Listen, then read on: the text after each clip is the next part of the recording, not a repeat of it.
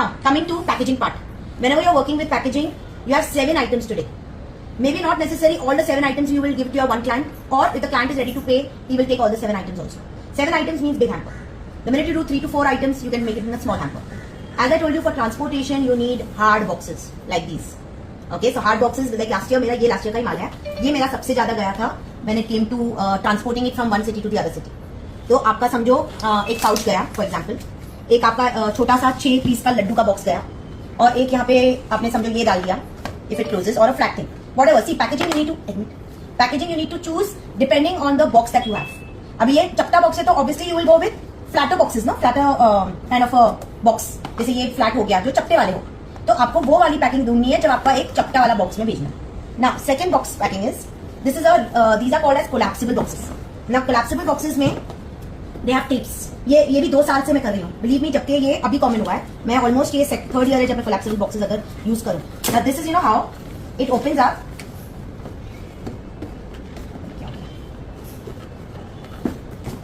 ये इस तरह से हो जाता है. ये अंदर आपका इतना सामान जाता है, ठीक है.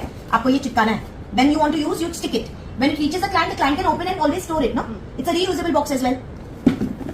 ये आपका इतना ह्यूज बॉक्स है. I think this is, if I'm not mistaken, 9 by 9 or 9 by 10 because rectangle. नीचे जाएगा भूसा, that is paper shredders. फिर आपकी जाएगी चीजें. ना इसमें आपका ये आराम से जाएगा, या तो सुला के डालो या खड़े होकर डालो, बिकॉज हाइट अच्छी है इसकी. तो आपका ये ऑप्शन हो जाता है when you are transporting it from one country or one city to the other city.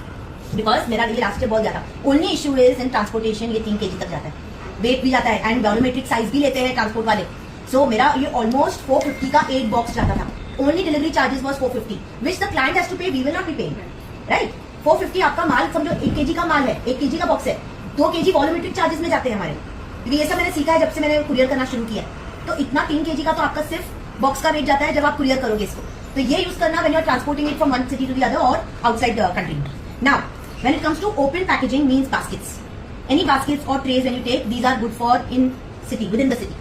तो ये आपकी पेपर शेडर्स डाल के फिर आपने चीजें डाली और नेट पैक. इसको आपको रिबन पैक करनी है. ऐसे रिबन लिया, बीच में आपका बो या फ्लावर या जो भी आपको डालना है, और हैप्पी राखी का इधर टैग.